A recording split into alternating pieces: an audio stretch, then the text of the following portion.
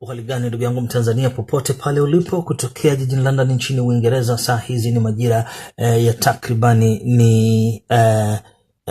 inakwenda sasa ni karibia saa 6 za usiku, na tunakwenda kufanya kipindi chetu hiki, lakini tumeshtushwa kidogo timu ya Tan Africa TV, kwa sababu tulipata taarifa siku ya tarehe 1 ya mwezi wa 3 mwaka 2019 kuhusiana na maamuzi ya serikali ya Jamhuri ya Muungano wa Tanzania kulifungia kwa siku 7 gazeti la The Citizen, ambalo kwa kweli baadhi ya watu wameweza kukosoa kitendo cha serikali kwa kufanya tukio lile la kufungia gazeti lile. Hasa tuliona balozi za nchi mbalimbali zimeweza kutweet na kuzungumza na kutokufurahisha kwao, hasa ikionekana kama kutaka kuikosoa serikali. Lakini kitu ambacho nataka niulize, je, ni kitu sahihi wale mabalozi wanachokifanya ama la?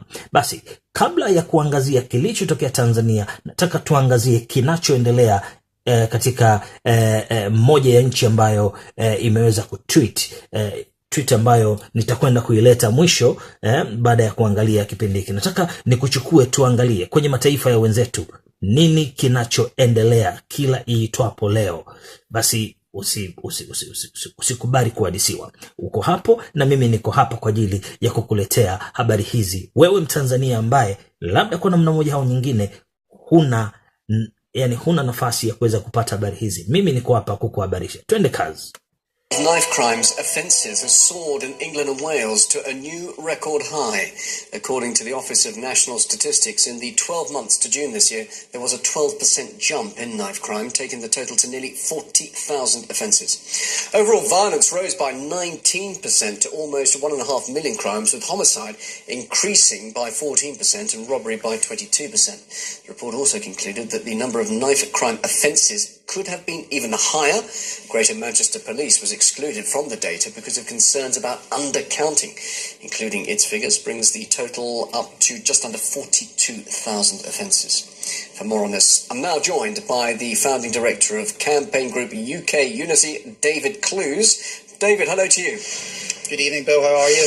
Very well, thanks. Now, obviously, these are disturbing figures, and it's a fairly big increase in knife crime, of course, but could it be down to the fact that there's been an increase in reporting of incidents and not just increased attacks? No, I'm sorry. I'm afraid I don't believe that at all. If anything, I think the lack of reporting is probably coming out here. These statistics are a damning indictment on the government and the establishment, and particularly in London, under the mayorship of Sadiq Khan. Why? What is he doing wrong? Why should you point the finger of blame at him? Well, Mayor Khan, since he took over, said he was going to look at things with a fresh approach. Both he and Cressida Dick said that stop and search was wrong and it should stop, and he soon backtracked on that. They preside over a culture of political correctness, of liberalism, and this common purpose attitude to policing, and this is the result of it. Aren't there, though, wider issues of economic and social problems as well? Yes, there certainly are. The cuts that have taken place to the police under Theresa May are also a disgrace. There's nobody that comes out of this smelling of roses. But as the Mayor of London, Sadiq Khan must go as a result of these results. But it's not just London, is it? It's a countrywide problem, both England and Wales seeing this increase.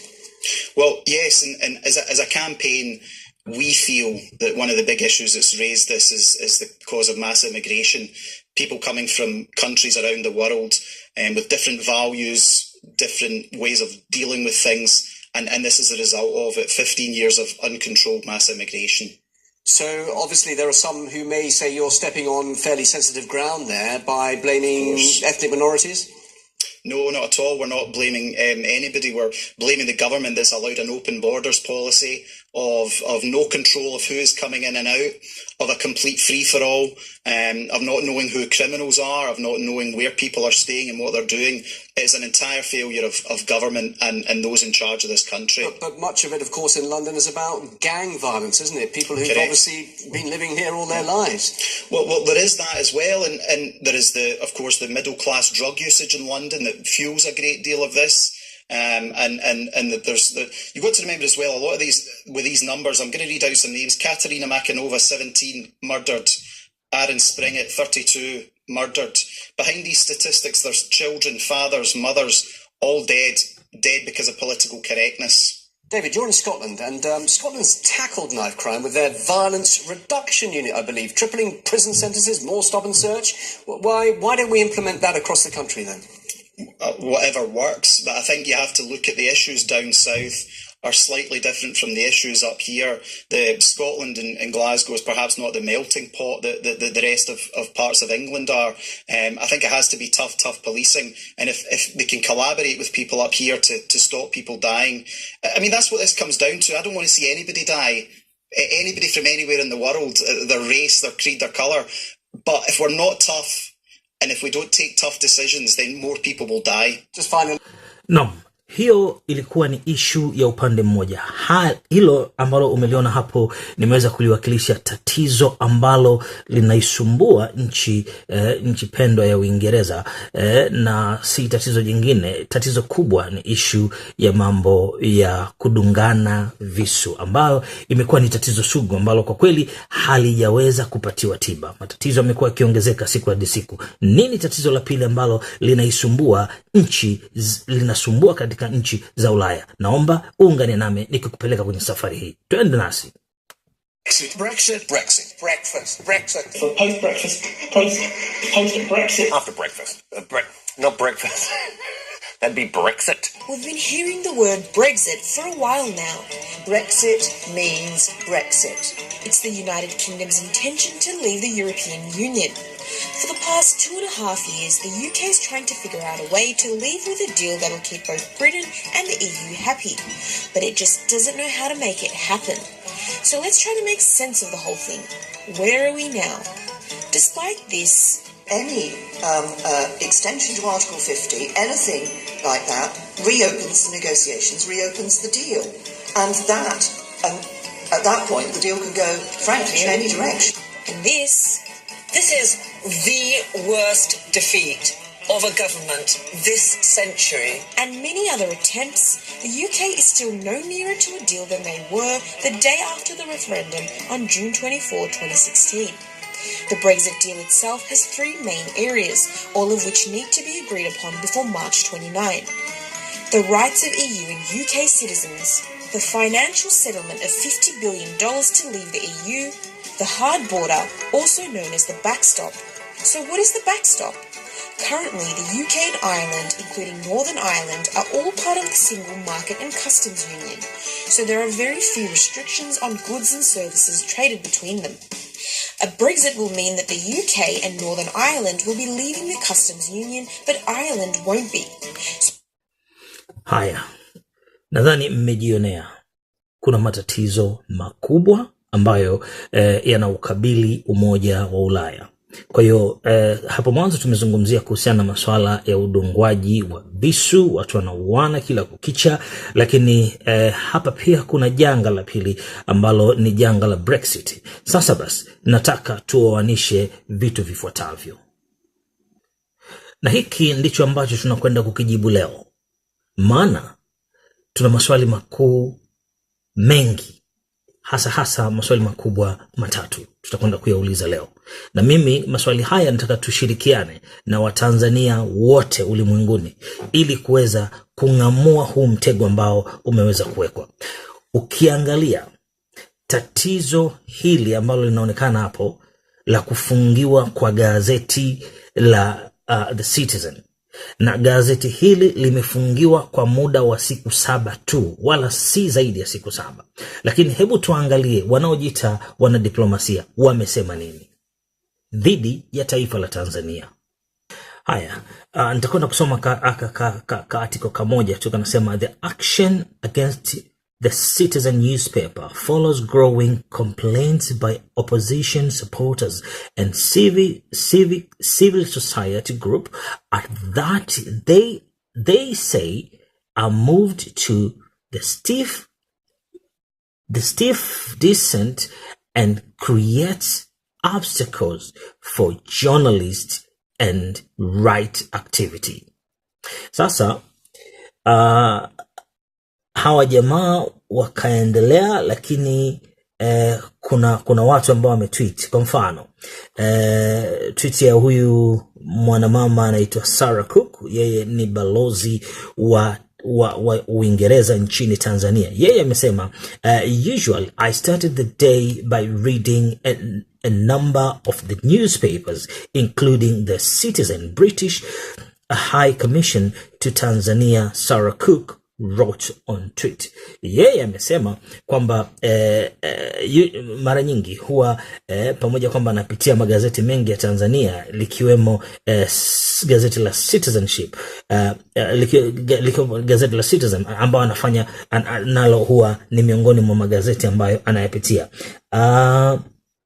Lakini pia na yeye ameeleza kutokufurahishwa kwake na sakata hilo. Lakini pia ukiendelea utaona zile nchi, kuna Denmark, kuna German, kuna Ireland, kuna Italy, kuna Netherlands, wote hawa, kuna Sweden, wameweza kuzungumza, wameweza kutia neno, ikiwa ni kuonekana kama kuchallenge maamuzi ya serikali. Sasa mimi nataka tujiulize swali moja wa Tanzania. Tumeona shida ambayo jumuiya ya Ulaya iko nayo saa hizi, na nadhani huo muda ambao hawa mabalozi wao wameupoteza katika kutweet wakionyesha kama kuchallenge serikali ya Jamhuri ya Muungano wa Tanzania, nadhani ingekuwa ni vyema zaidi wangetumia muda huo kushauri serikali zao ni nini kifanyike katika kuokoa nchi zao kwenye swala zima la Brexit.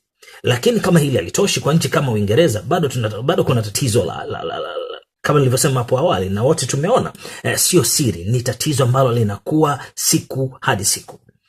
Na mimi niseme tu Watanzania ni wakati wa kuja sasa, Watanzania ni wakati wetu wa kuja na kutembea kifua mbele, kwa sababu rais tuliye naye ni rais ambaye anachapa kazi, na tuseme tu ukweli, kwa sababu ambaye wamechapisha hizi habari ni wanajiita the East African. Sasa sijui the East African nini, lakini nadhani the East African News ya jamaa wanajiita the East African. Sasa kuna ziko habari unazoweza kuchapisha, lakini swali ambalo mimi nataka nijiulize, swali la pili, hawa jamaa siku 7 imewaibua wakaanza kutweet kwenye mitandao ya kijamii. Nauliza, did they have any personal interest there? Vipi kama hili gazeti lingefungiwa mwaka mzima? Ni maswali ambayo Watanzania wazalendo inabidi tujiulize. Hatukatai, unajua kila nchi ina sheria na taratibu zake. Masuala ya udungwaji visu Uingereza, hakuna mwanadiplomasia yoyote amenyenyua mdomo na kusema chochote. Sawa bwana, hakuna. Lakini je, ni haki watu kuuawa? Hakuna mahali nasema kuna haki ya watu kuuawa. Ukiangalia takwimu wanaouawa kwa visu nchini Uingereza na wanaouawa kwa visu Tanzania is two different thing. Yani Tanzania haina hiyo those kind of things. Lakini kwa nini sisi kama serikali, sisi kama Jamhuri ya Muungano wa Tanzania, sisi kama wananchi, sisi kama vyombo, sisi kama waandishi, kwa nini tunaacha hawa watu waendelee kuzungumzia vitu vidogo vidogo vikichafua, yani wakizungumzia kwa lengo la kuchafua taifa? Mimi nadhani ni wakati wako wewe Mtanzania, popote pale ulipo, kunyanyua sauti yako kusema kwamba dunia inatakiwa ielewe kwamba sisi wa Tanzania tunakubali utendaji wa serikali ya awamu ya 5. Sina mengi ya kusema kutoka jijini London nchini Uingereza. Simon Mzwanda. Nikikutaka wewe Mtanzania uchukue hatua kuanzia sasa. Kutokea hapa nikutakia wakati mzuri, na tukutane tena katika kipindi kijacho. Takuja tena kwa ajili ya kuzungumzia swala linalohusu mambo ya madini. Asante sana.